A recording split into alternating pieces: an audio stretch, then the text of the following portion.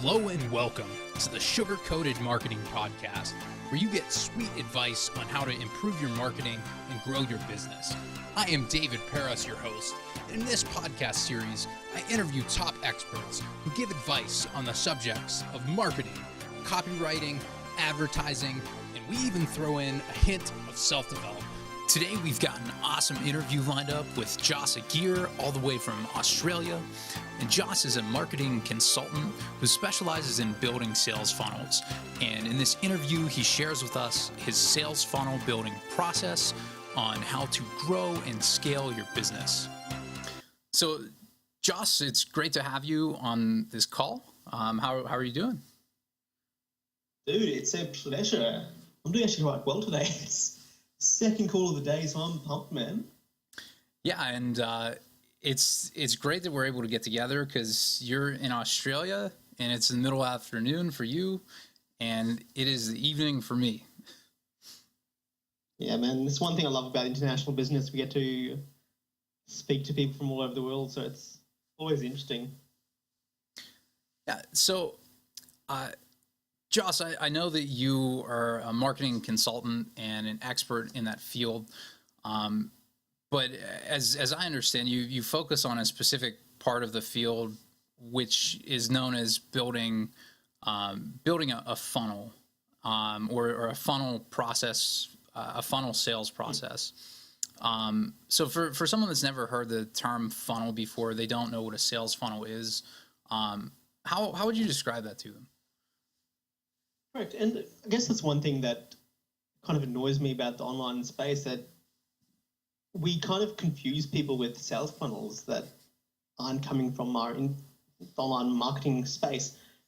To me, a sales funnel is simply this: taking someone who is a prospect, as in someone who doesn't know you, through the process to become a customer. That's very simply what it is. That can be either done online or can be offline. In online world, we call them sales funnels. Now, You've created a specific process to help the people you consult with and the businesses that you consult with develop their own process for their business so that they can generate more leads and generate more sales and have stuff that converts at a higher level. But why don't you describe the process? I know that the first phase is research, and I think that it's crucially important, especially as a copywriter. Often if you miss the mark on research, no matter what you do later on, isn't going to work, or at least not as good as it could.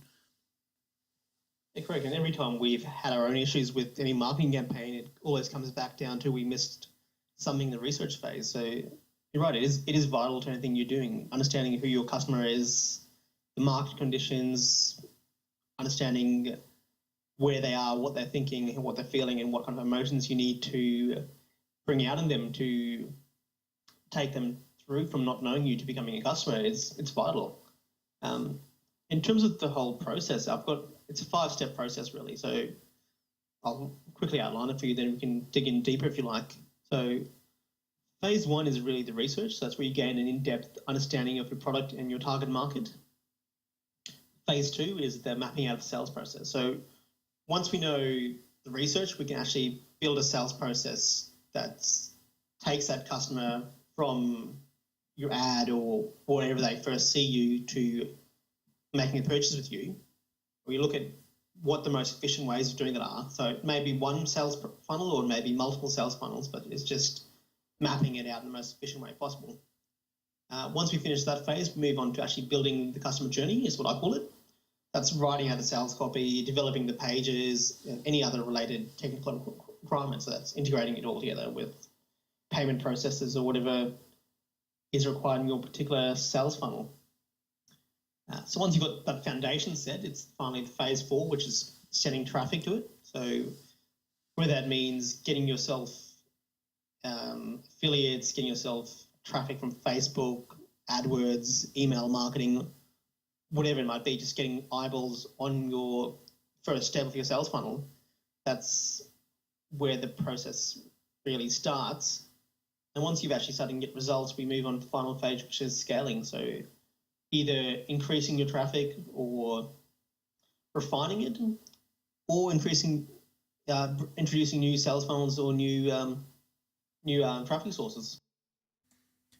Yeah, well, it definitely sounds like you've got a pretty good process nailed down there. One of the things I think is really difficult about the research phase in particular, and a lot of the guys in marketing and business in general, Darren Hardy, for example, in his Entrepreneur Roller Coaster book, talks about how to really create a good sales process, you first have to get into bed with your clients. And what he's talking about there is figure out what keeps them up at night.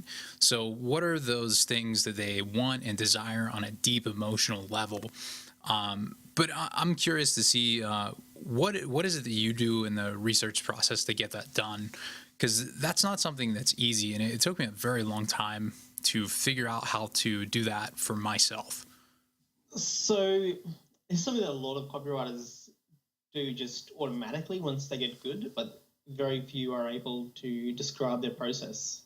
I think you were actually mentored by a guy who I think is brilliant in this, Lucas Rakeshki. Yeah, Lucas Rakeshki. So his process is really good. He goes into it and actually goes in depth with what questions to ask and really how to structure that research. You'll find your answers from different places, but I've got like about 8 core questions I go through in order to understand my markets. That's who am I selling to, what we're selling, problems your product or service solves, benefits, your features, objections that people may have, proof of concept, and finally market awareness. Each of those has a few sub-questions and it's more depth to it, but if you understand those as your core questions, you can really do most marketing, and then you need to understand your product and your industry and find those finer points that you can use in your copy and whatever to pull people through the line. But if that was a bare minimum you had to work on, those 8 questions would be a good starting point.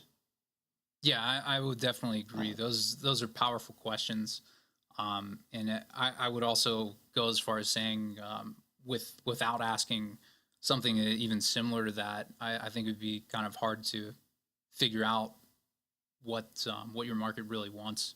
Yeah, so if you're looking to find out what your market wants, there's a few different ways you can go about this. So find out where they're most open or where their pain points already exist. So I was talking to a guy about this yesterday. He was trying to understand what lawyers are wanting. The best place to look for is where people are open. Like, look where they're already searching for answers. So Amazon is a place where buyers exist and where they're giving their open feedback on things. So you look for books that talk about lawyers and their marketing and see, okay, so they'll actually comment, they'll say, this is what I'm struggling with. This book has helped me for this reason. It was great, but I was missing this.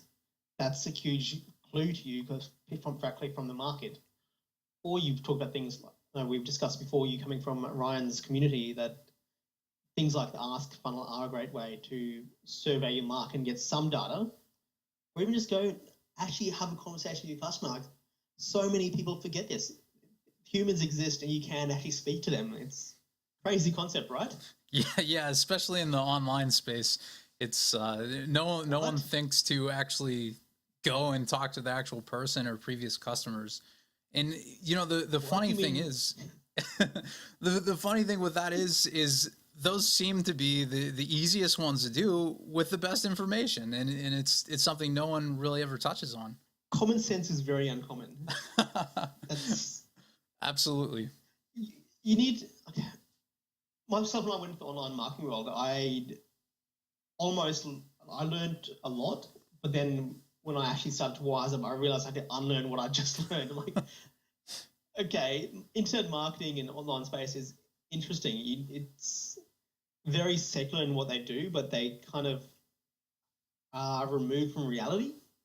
Whereas someone in reality looks and says, okay, well, why don't you just ask your customer? It's the direct path is right there. Or just go speak to them.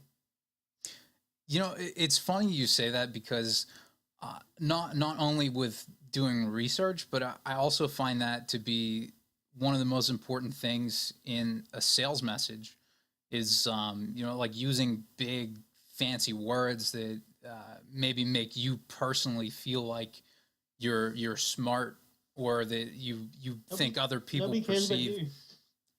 Right.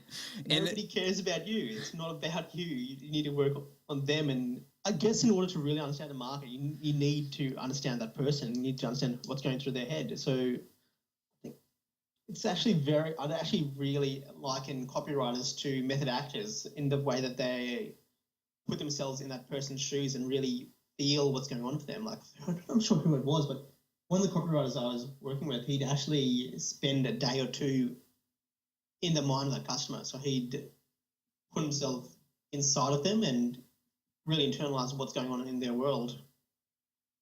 I guess when you do that, you empathize, and your copy is going to be a lot more true to what they need. And that's after having done your research and after having spoken to them, after understanding everything, then you internalize it even more, and it's where the copy almost becomes a simple flow once you obviously know the structures you need to go through. Yeah, and that's not something that is easy to do either.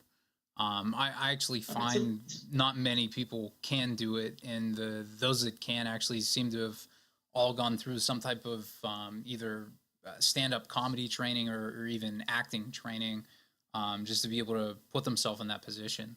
Absolutely not. It's not easy. It's emotionally draining. You're putting yourself in someone else's shoes, literally, and in order to do that, you need to have an extreme level of emotional capacity. That's what I think. I think that in order to write effective copy, you really need to understand that person. That's not always the easiest path to take. So once you're finished with the research phase, what's the next step? The next step is working out what the most efficient way to get your customer from not knowing you to get your prospect from not knowing you to becoming a customer.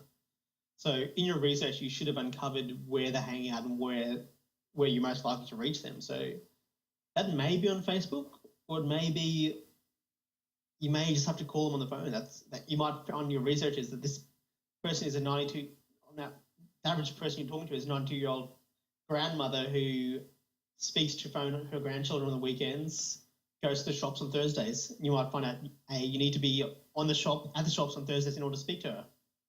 Yeah. Or it could be someone who is millennial and they're on Facebook, they're on Snapchat, and they're on Instagram. They make most of their buying decisions via Facebook, and best way to reach them would be to put the right message in front of them. So now you know who they are and what they're doing. What are their pain points, and what is that would get them to take the next logical step in the journey with you. So Facebook, you rarely sell from the first contact. You need to get them to take that next step.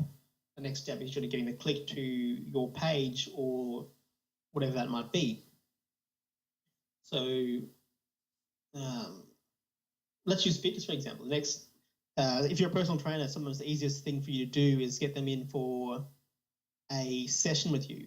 You're not selling them just yet, but you're getting them to take that next step in a relationship. So first thing to do is find out more by clicking the link to your page. Apply for this program. Once they apply for the program, you call them up and say, look, the session's available at this time and this time. Which one would you prefer? Get them into actually seeing you. Once they've seen you, they know that you can deliver. You then say, look, here's how it works. How the program works. Would you like to start now? That's your sales funnel. It's less complex than people make out. If you can, it's but then you've got more complex sales funnels where we do things like webinars, and it is a higher price point, so people need more information before they can make a buying decision.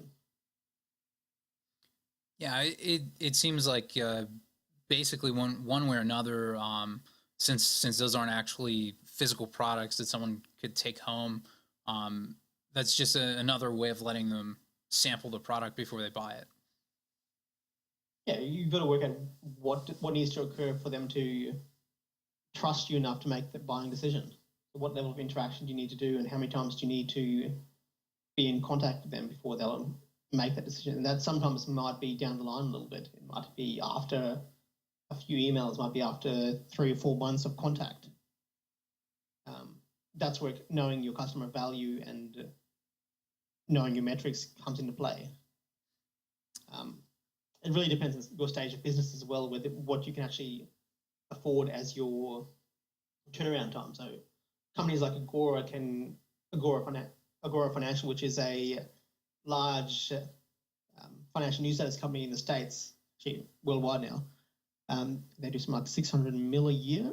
They've got a 6-month window where they will test a marketing campaign and see if it'll become profitable from the customer's value. Whereas if you're a startup, you need to become profitable a lot faster. So you're looking for more immediate cash. So you need a shorter sales process. Yeah, that makes perfect sense. It just depends on where you're at in business. Ideally, ultimately the people who win in business are the ones who can afford to spend the most to acquire the customer.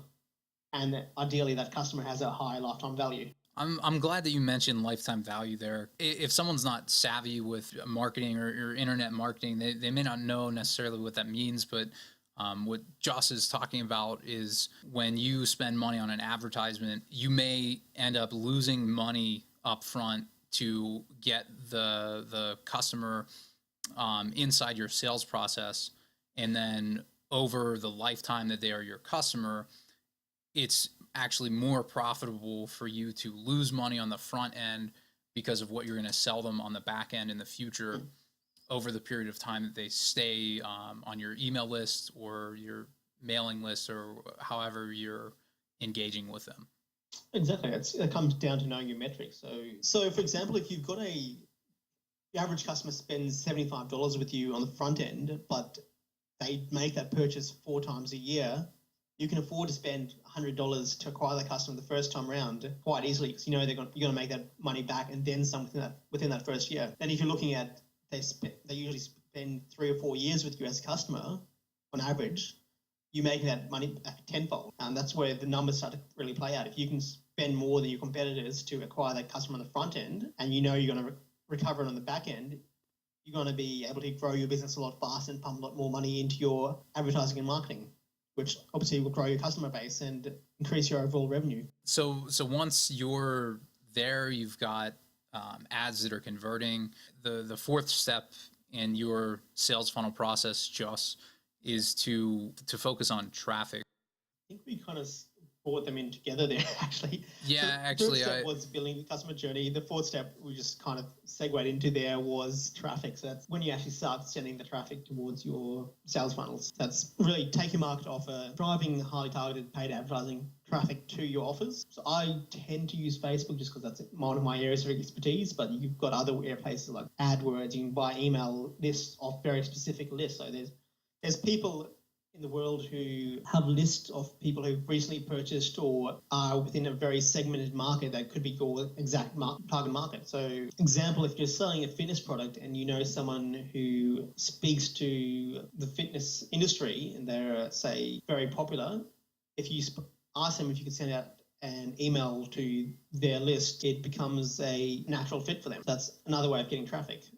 You've got things like buying ads on related websites. You can go directly to them and say, hey, I want to place my advert on your site. What's it going to cost? There's a million and one ways to get traffic, but the most effective, in my opinion, is going somewhere like Facebook or AdWords where people are at the right stage of that buying process. And then, like I said before, we just kind of work out the numbers and work out how much it's going to cost you to acquire the customer. And if it makes sense, you can move to the final phase, which is scaling, where things start to get really fun. Is that something you can maybe elaborate on a little bit? I know scaling is really specific to where the business is at any point in time, and you can't really say this works for every single business every time.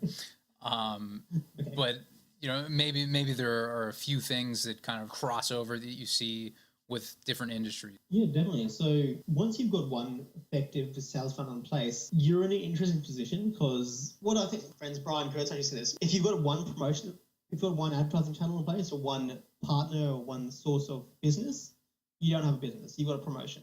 That's when you need to start bringing in other methods of gaining customers. So whether that be through affiliate bases, whether it be through additional traffic sources, whether it be through referral partnerships, whatever that might be, you need to grow your business. So you can take them through the same sales process or a different sales process, but the key here is just to minimize your risk by having other ways of growing your business. That's where you get to explore what's possible and even start looking at partnerships and other methods of reaching your target market. I agree 100%, and I think that that's very well put. I'm really glad that you mentioned the quote from Brian Kurtz as well about how if you just have one thing, you just have one promotion and you don't really have a business, especially for the internet marketing space today, because there are a ton of people that they've got one thing, but they don't really know how to scale. Maybe it's not really optimized in its conversions, and they just don't know where to go next with it. And it's not a business; it's just a promotion, and it could be gone just as soon as well. One campaign going, you don't have a business. If that's your entire business, you're in trouble. As soon as Facebook or whatever platform changes the rule on you, your business is finished. Especially if your finances are directly tied to how many new customers you can bring in. So you're in serious trouble if something changes in those platforms. You've still got to pay your staff. You've still got expenses going out. So you as business owner are obliged to grow. You need to find methods that you can grow your business. You could probably sum that up as innovate or die. The customer base is always moving. Like they may have been on MySpace 15 years ago, but now they're on Facebook. And what is the next platform? Where are they going to be next, or where else will they be? Like again, the move from TV to online. That's another shift that's occurred and is still occurring. And there's always going to be an aspect of your market that's going to be in that space, but you need to be where your customers are and what makes most sense to you from a financial aspect. That goes back to knowing your numbers. So if it's more profitable for you to acquire customers on one channel, you should be focusing your energies and your efforts there. For sure. And Jos, it was fantastic to be able to get together with you and have you on the podcast today. I'm really glad that you were able to come and we were able to connect finally.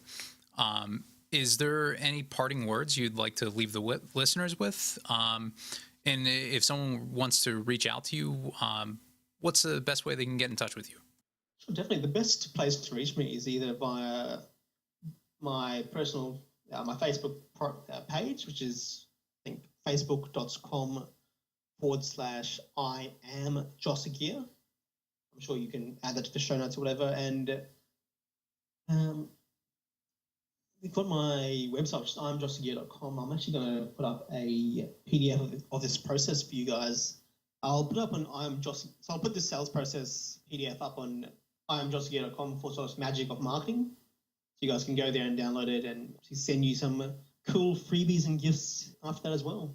And I'll make sure that I have a link to that in the description as well, so it's easy for everyone to find in case someone wants to reach out to Jos.